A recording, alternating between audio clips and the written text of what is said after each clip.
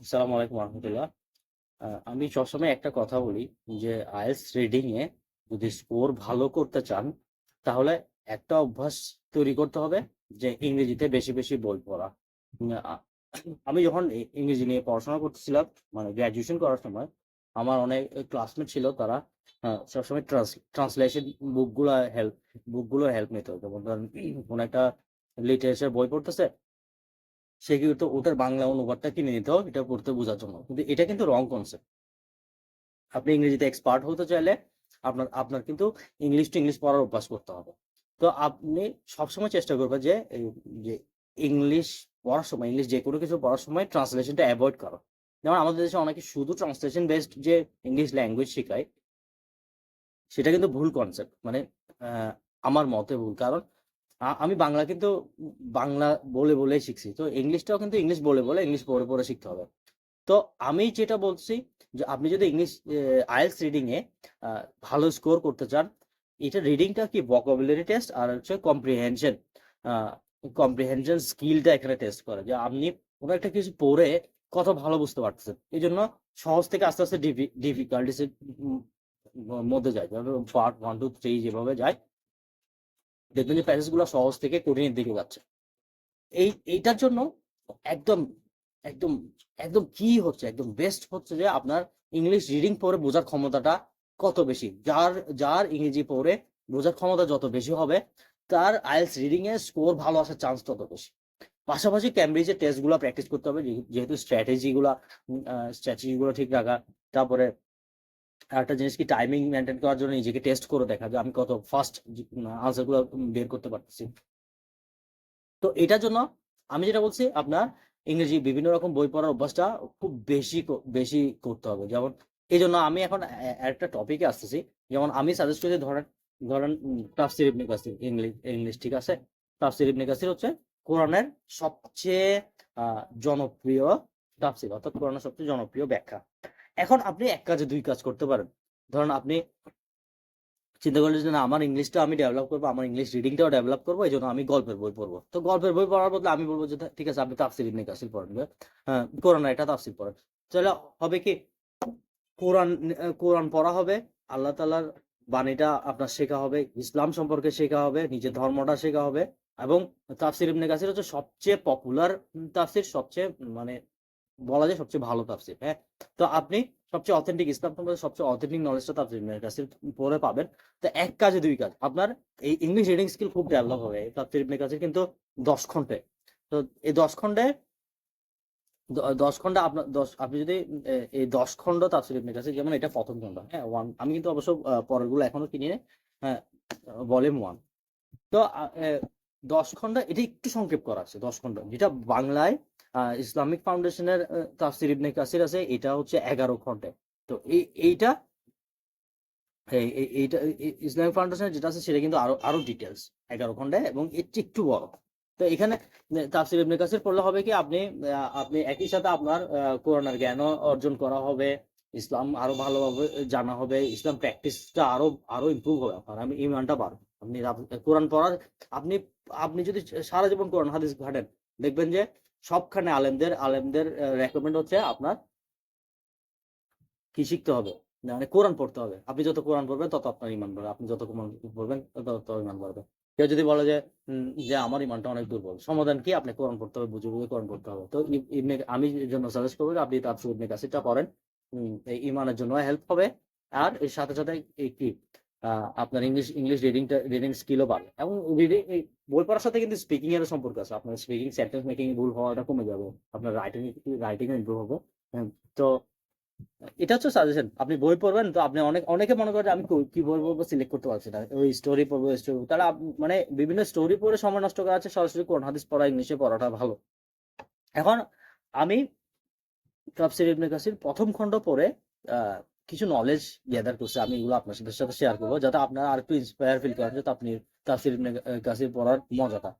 যেমন কোরআন যে মিরাকেল, এটা তাফসীর ইবনে কাসির প্রথম খণ্ডে আপনি পাবেন, কোরআন মিরাকেল, কেন মিরাকেল। দেখেন রাসূলুল্লাহ সাল্লাল্লাহু আলাইহি ওয়াসাল্লাম বলছে যে কিয়ামতের ময়দানে উনি ওনার উম্মতের সংখ্যা নিয়ে কি প্রাউড ফিল করবে। কেন প্রাউড ফিল করবে? কারণ অন্যান্য নবীদের অন্যান্য নবীদের যে উম্মত আছে তার চেয়ে রাসূলুল্লাহ সাল্লাল্লাহু আলাইহি ওয়াসাল্লামের উম্মতের সংখ্যা সবচেয়ে বেশি হবে। কেন হবে?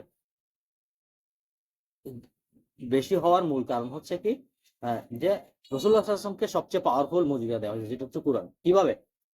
ঈসা আলাইহিস সালাম অন্ধকে আল্লাহর কাছে দোয়া করে অন্ধকে জন্মান্ধকে কি করতে পারত?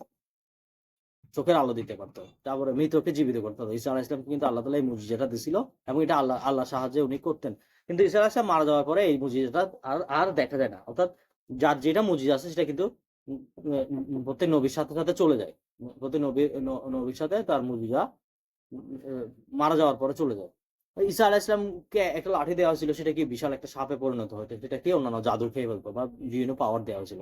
এরকম প্রত্যেকটা নবীর মানে চোখের সামনে দেখা যায় এরকম অনেক অনেক মিরাকেল ছিল, যেটা ওনারা মারা যাওয়ার পরে এই মুজিজাটা চলে গেছে। কিন্তু রাসূলুল্লাহ সাল্লাল্লাহু আলাইহি ওয়াসাল্লামের এরকম অনেক মুজিজা ছিল, কিন্তু রাসূলুল্লাহ সাল্লাল্লাহু আলাইহি ওয়াসাল্লামকে যে মুজিজাটা সবচেয়ে বেশি, তো যেটা বলতেছিলাম যে আগেকার নবী রাসূলদের যে মিরাকল গুলা দেওয়া হয়েছে, মুজিজা গুলা দেওয়া হয়েছে, ওই মুজিজা গুলা ওনারা মারা যাওয়ার পর এটা চলে যায়, এটা মানুষের চোখে দেখার সুযোগটা থাকে না।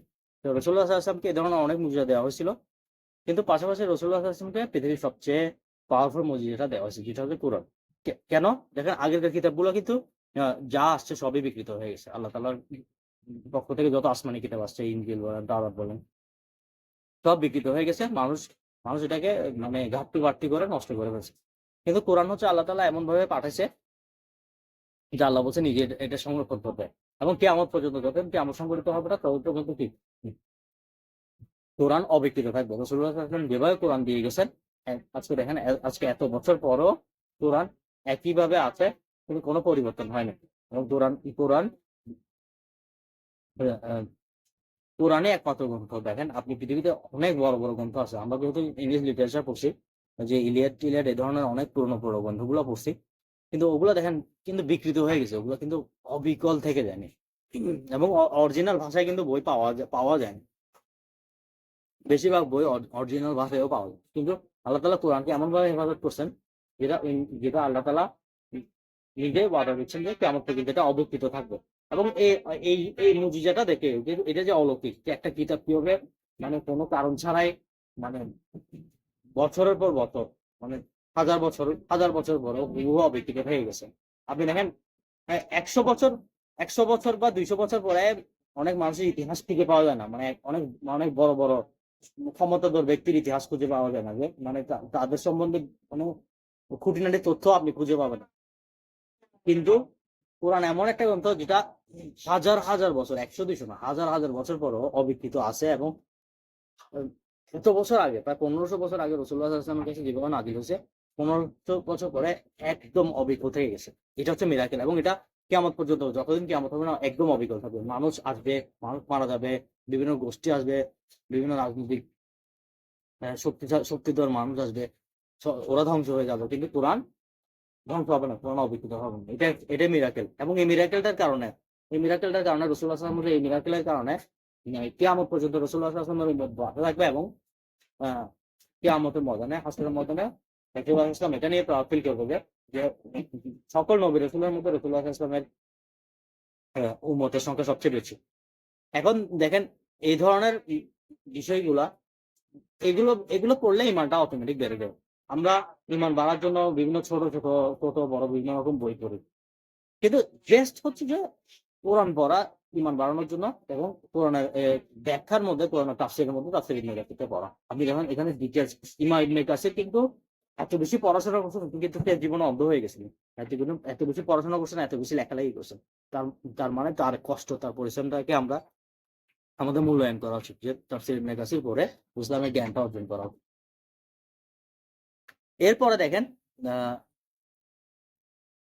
Prove prove that created is Allah. মানে আল্লাহ তাআলা যে আছেন, এটা একটা প্রমাণ। এখানে ইমাম আহমদ ইবনে হাম্বলের একটা ঘটনা আছে মনে হয়, মানে বর্ণনা, যে উনি বলছে দেখেন, আপনাকে যদি একটা ঘর দেওয়া হয়, সাদা রঙের ঘর, এবং এটার দরজা নাই, জানালা নাই, ভিতরে বাতাস ঢুকতে পারে না, এর থেকে বাতাস বের হতে পারে, মানে কোনো মানে ভিতরে কোনো কিছু প্রবেশ করার সুযোগ নেই। এবং ভিতরটাতে কোনো প্রাণী নাই।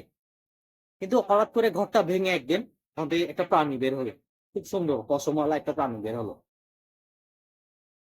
এটা কি মিরাকেল মনে হয় না? এটা কি অলৌকিক মনে হয় না? এই অলৌকিকতার কথা বলছি না। এই অলৌকিকতাটা হচ্ছে গিয়ে প্রমাণ যে আল্লাহ আছেন। উনি বলছেন একটা ডিম, সাদা ডিম। এটা একটা ঘরের সাথে মনে করছে। এবং যার দরজা জানলা কিছু নাই। এখানে ভিতরে কিছু প্রবেশ করতে পারে না, কিছু থেকে বের হতে পারে না। কিন্তু এখানে কোন প্রাণ ছিল না। কিন্তু হঠাৎ করে এখান থেকে একটা প্রাণ বের, হ্যাঁ? ডিমটা থেকে একটা প্রাণ বের হয়, একটা প্রাণী বের হয়।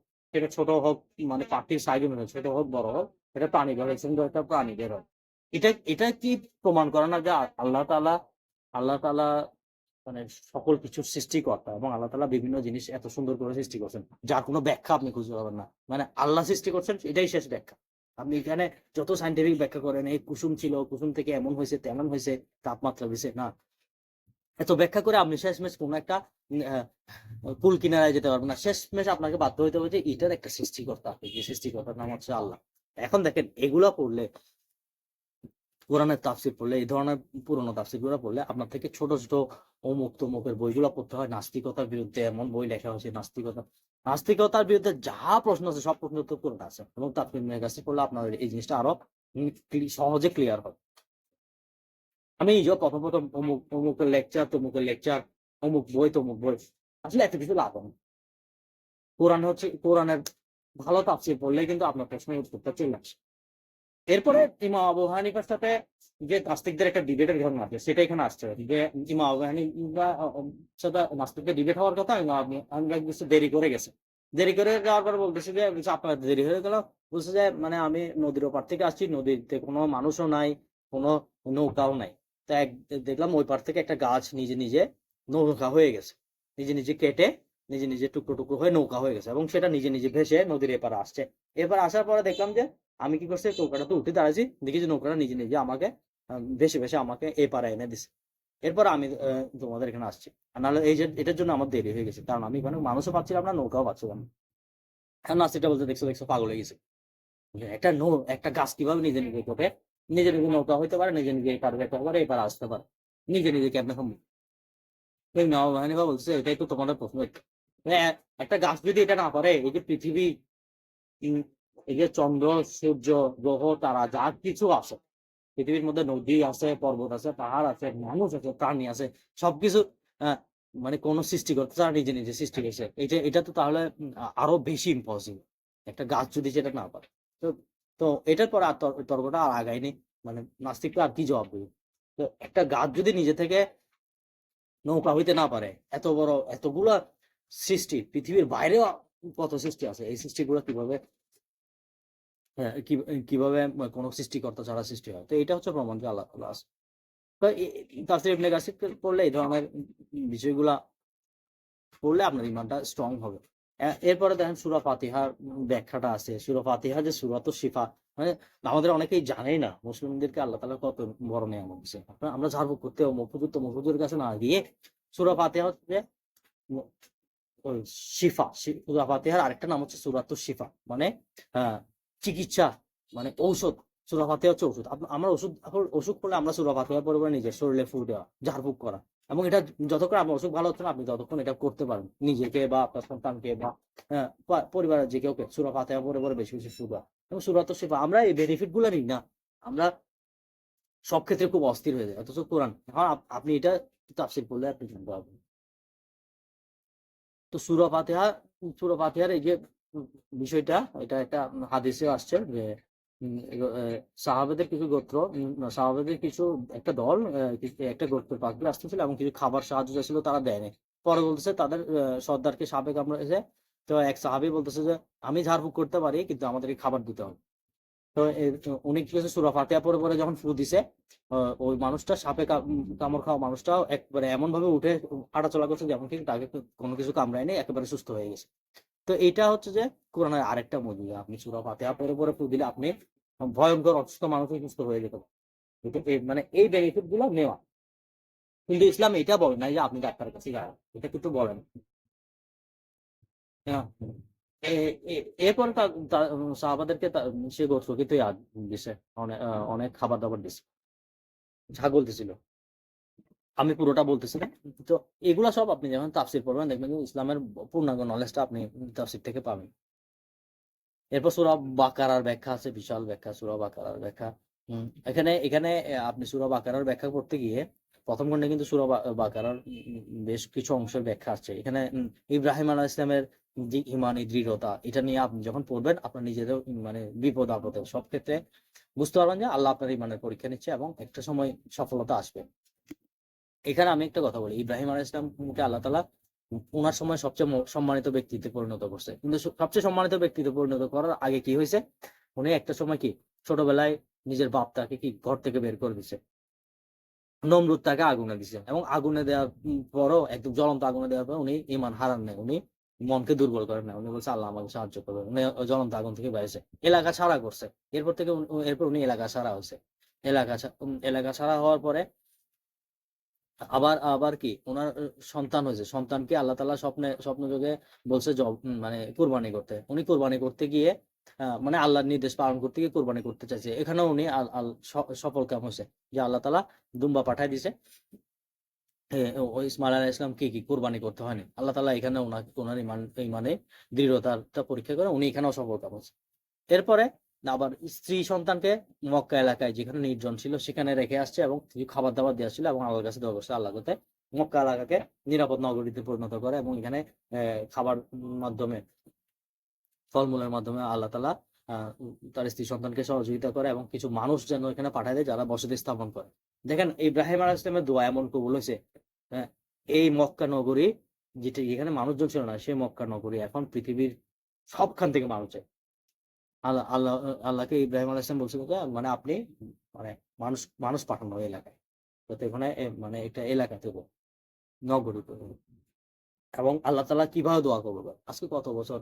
ইব্রাহিম আলাইহিস সালাম কিন্তু রাসূলুল্লাহ সাল্লাল্লাহু আলাইহি ওয়াসাল্লামেরও অনেক হাজার বছর আগে আসছেন পৃথিবীতে। আজকে কত বছর এগুলা কি চিন্তা করলে বোঝা যায় না ইসলাম সত্য। মানে মানে আল্লাহ তাআলা যে আমাদেরকে জীবনটাকে পরীক্ষা হিসেবে বানিয়েছে এবং আল্লাহ তাআলা দোয়া করলে কিভাবে দোয়া কবুল করেন এগুলো একটু গভীরভাবে চিন্তা করলে কিন্তু বোঝা যায় যে কোরআন সত্য, ইসলাম সত্য, নবী রাসূলগণ আসছেন সত্য এবং উনি নবী রাসূলগণের দোয়া কবুল করতে এমন মিরাকেল দেখা যায়। এগুলো একটা মিরাকেল। কত হাজার বছর আগে দেখা যাচ্ছে ২০০০ বছর একটা খালি নগরী, কোনো মানুষজন না। সেখানে আল্লাহর রহমতে অবস্থানটাকে জনবসতি হয়। এটা এমন জনবসতিতে পরিণত হয়েছে যে পুরো পৃথিবীর মানুষ এখন ওখানে গিয়ে জমায়েত হয়। পরবর্তীতে দেখেন এ এরপরে এই যে কাবা ঘর তৈরি করছেন। কাবা ঘর এখানে তাফসীর ইবনে কাসির এমন জায়গায় আসছেন কাবা ঘর আদম আলাইহিস সালাম ১ম তৈরি করছিল। এটা পরবর্তীতে এটা মানে লোকচক্ষু থেকে হারায় গেছে এই টাইপের। কিন্তু ইব্রাহিম আলাইহিস সালাম এটাকে পুনর্নির্মাণ করছেন। ইব্রাহিম আলাইহিস সালাম যখন উনার সন্তান সহ এটা পুনর্নির্মাণ করতেছেন, তখন আল্লাহর কাছে দোয়া করছেন। জমজম কূপের মিরাকেল, মক্কা এলাকা, ও ও ইব্রাহিম আলাইহিস সালাম বলছে মানে নিরাপদ নগরী তৈরি করতে এবং এটা এমন নিরাপদ হইছে এখানে কোন রক্তপাত হারাম। কোন রকম রক্তপাত এবং পশু পাখি হত্যা করাও হারাম। হ্যাঁ? গাছ নষ্ট করাও হারাম। এবং ইব্রাহিম আলাইহিস সালাম এমন দোয়া করছেন দেখেন, ইব্রাহিম আলাইহিস সালাম বলছে যে মানে আমার সন্তান এবং আমার বংশধর থেকে আপনি আপনার অনুগত, আপনার ইবাদত করে এমন মানুষ পাঠান। হুম, এবং এই দোয়াটা উনি এমনভাবে করছে যে আল্লাহ তাআলা বলছে, তোমার বংশধর থেকে আমি হ্যাঁ, হ্যাঁ, আমার অনুগত বান্দা আমি পাঠাবো, আমার ইবাদতগুজার বান্দা পাঠাবো। কিন্তু এখানে কাফিরও থাকবে এবং রহমত করবে শুধু আল্লাহর প্রিয় বান্দাদের যারা নেককার বান্দা। যারা কাফির থাকবে তাদেরকে রহমত করা হবে না। দুনিয়াতে কিছু রিজিক দেওয়া হবে। এবং এই দোয়ার ফলে কিন্তু রাসূলুল্লাহ সাল্লাল্লাহু আলাইহি ওয়াসাল্লামের জন্ম। রাসূলুল্লাহ সাল্লাল্লাহু আলাইহি ওয়াসাল্লাম বলছিলেন, আমি হচ্ছি ইব্রাহিম আলাইহিস সালামের দোয়ার ফল। এটা তাফসীর ইবনে কাসিরে আছে। যে ইব্রাহিম আলাইহিস সালাম যে উনার নেককার উম এ মানে উনি যে উনার বংশধর থেকে যে নেককার বান্দার কথা বলছে তার মধ্যে এটি রাসূলুল্লাহ সাল্লাল্লাহু আলাইহি ওয়াসাল্লাম কে নবী হিসেবে পাঠাতো এবং শেষ নবী হিসেবে রাসূলুল্লাহ সাল্লাল্লাহু আলাইহি ওয়াসাল্লাম আসতেন। যদিও আল্লাহ তাআলা আগে থেকে রাসূলুল্লাহ সাল্লাল্লাহু আলাইহি ওয়াসাল্লামকে পাঠানোর আল্লাহ তাআলার জ্ঞানের মধ্যে ছিল। কিন্তু ইব্রাহিম আলাইহিস সালামের দোয়াটা কি? এটা একটা মাধ্যম। তো আমি এখানে আমি সাধারণ মানুষ। আমি আলেম না, তালেবে ইলমও না। আমি জাস্ট ইন্সপায়ারেশন এর জন্য এই জিনিসটা বললাম যে আ আমরা প্রত্যেক মুসলিমের জন্য ইসলামের জ্ঞান অর্জন করা ফরজ এবং এটা ফরজ বুঝে শুনে শুদ্ধতা জেনে আমল করা এবং তারপর প্রচার করাটা ফরজ। তো আমি এই ১ম খণ্ড থেকে যে এই বিষয়গুলা বললাম যে যে আপনি তাফসীর ইবনে কাসির পড়লে জীবনে অনেক প্রশ্নের উত্তর মিলবে, যেটা আপনি হাজারো সেলফ হেল্প বুক পড়ে আপনার প্রশ্নের উত্তরগুলো মিলবে না। যেমন ইব্রাহিম আলাইহিস সালাম সম্পূর্ণ একাকী হয়ে গেছিল না, কিন্তু আল্লাহ তাআলা ওনাকে অনেক উচ্চতে সম্মানিত করছে এবং ওনার দোয়াগুলো এমনভাবে কবুল হয়েছে দেখেন যে মক্কা নগরীরা পৃথিবীর শ্রেষ্ঠতম নগরীতে পরিণত হয়েছে। আবার এইখানে ওখানে আরেকটা বিষয় আছে, রাসূলুল্লাহ সাল্লাল্লাহু আলাইহি ওয়াসাল্লাম কিন্তু ইব্রাহিম আলাইহিস সালাম যেভাবে দোয়া করছে ওনার ওনার অনুসরণ করেই রাসূলুল্লাহ সাল্লাল্লাহু আলাইহি ওয়াসাল্লাম মদিনা নগরীর জন্য দোয়া করছে এবং বলছে যে মদিনা নগরীকে আরো দ্বিগুণ নিরাপদ করে দাও এবং দ্বিগুণ বরকতময় করে দাও। তো আল্লাহ তাআলা এই দোয়া কবুল করছে। মদিনা কিন্তু আরো দ্বিগুণ বরকতময়, দ্বিগুণ শান্তিপূর্ণ এলাকা। আপনি দেখেন পৃথিবীতে এখানে আপনাকে কাফিররা যতই বলুক যে এইটা নিরাপদ দেশ, ওটা নিরাপদ দেশ। মক্কা মদিনার মতো নিরাপদ পৃথিবীতে কোনো এলাকা। এটা একদম সত্য কথা। এটা আপনি কাফিররা কোনদিন এটা আপনাকে সত্যটা বলবে না। কিন্তু সত্য হচ্ছে এটা। মক্কা মদিনার চেয়ে নিরাপদ এলাকা পৃথিবীতে আর কোথাও নেই। ওরা বলবে যে আয়ারল্যান্ড পিসফুল কান্ট্রি। মানে আরো আরো অনেক দেশগুলো দেখাবো। সুইজারল্যান্ড ভেরি পিসফুল কান্ট্রি, এই ধরনের কথা বলবো। আমি যদি ওগুলো নিয়ে এত ঘাটাঘাটি করি নাই, আমি তো কথা কথা বললাম না। বাস্তবতা কিন্তু তা না। তো এইটা নিজের নিজের ইসলামের ইতিহাস জানতে, নিজের ধর্মের ইতিহাস জানতে আমরা আমরা আমরা বাংলাদেশের মানুষ খুবই হুজুগ। আমরা অথেন্টিক বিষয়গুলো জানতে না, ইসলামের ট্রু নলেজ গুলো আমরা জানতে চাই না। আমরা যাচাই বাছাই করতে চাই না, ধর্মটাকে যাচাই বাছাই করতে চাই না। এখানে আরেকটা আরেকটা বিষয় বলি, কোরআন কোরআন পড়লে বা কোরআন তাফসীর পড়লে মানে মিরাকেল, মানে এতগুলো মিরাকেল আপনি ডিনাই করতে পারবেন না। যে কোরআনটা মিরাকেল। তারপর ইব্রাহিম আলাইহিস সালামের দোয়া কবুল হয়েছে। মক্কা নগরী পৃথিবীর সবচেয়ে নিরাপদ নগরীতে পরিণত হয়েছে এবং ওখানে এলাকার খাবারে বরকত দেওয়া হয়েছে। মদিনা রাসূলুল্লাহ সাল্লাল্লাহু আলাইহি ওয়াসাল্লামের দোয়া কবুল হয়েছে, মদিনাকে সবচেয়ে নিরাপদ এলাকায় হিসেবে পৃথিবীতে আল্লাহ তাআলা কবুল করছেন এবং এখানের এখানের আবহাওয়াতে আল্লাহ তাআলা বরকত দিচ্ছেন। হ্যাঁ, এই ধরনের মিরাকেল গুলো আপনি ইগনোর করতে পারবেন না। আমি শুধু এটা প্রথম খন্ড থেকে ইনফরমেশন গুলো দিচ্ছি। তো পরবর্তীতে হয়তো আরো অনেক কিছু আছে কিন্তু আপনার ইমানটা আরো স্ট্রং করবে। আর দোয়া যে কিভাবে আল্লাহ তাআলা কবুল করে।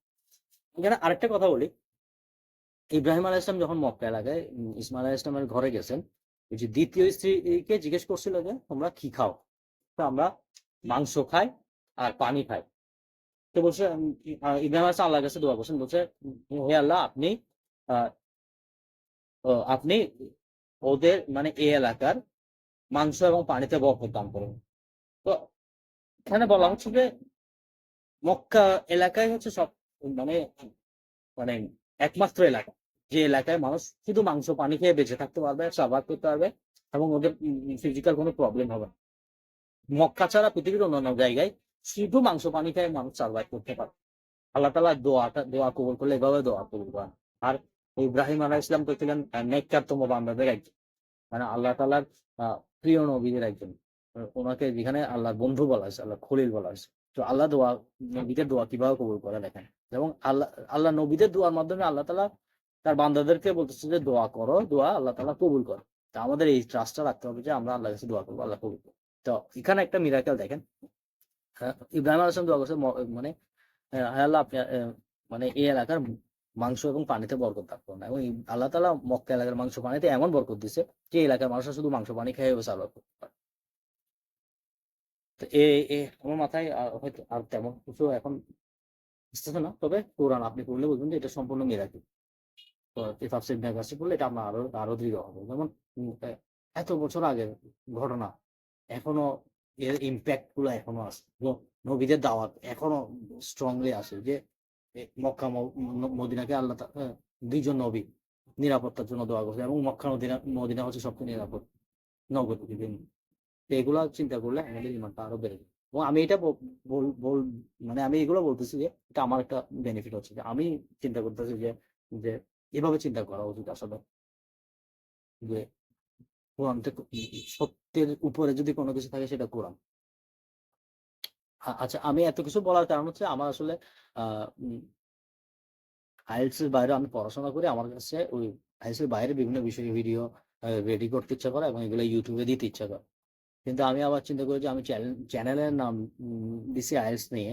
তো এটা অনেকে বলবে যে আইএলটিএস এর কথা বলছে, কিন্তু এখানে আবার অন্য অন্য বিষয় নিয়ে আসে। তো আমি আসলে চাই যে আমি আইএলটিএস এর পাশাপাশি ডিফারেন্ট কাইন্ড অফ ভিডিও দিব, বিশেষ করে এডুকেশনাল। আমার কাছে জ্ঞান অর্জন করতে অনেক ভালো লাগে।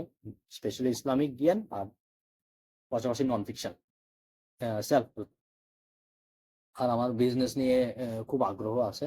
যেটা আমার ছোটবেলায় ছিল না। আমি বিজনেস সম্পর্কে শেখার চেষ্টা করতেছি, জানার চেষ্টা করতেছি এবং এগুলো নিয়ে শেয়ার করারও আমার খুব ইচ্ছা। তো এখানে তাফসীর ইবনে কাসির নিয়ে এত কথা বলার কারণ হচ্ছে আমি রিসেন্টলি তাফসীর ইবনে কাসির ১ম খন্ড শেষ করছি এবং এটা আমার সময় শেষ করতে অনেক সময় লাগছে। কারণ এটা হচ্ছে গভীরতম জ্ঞান।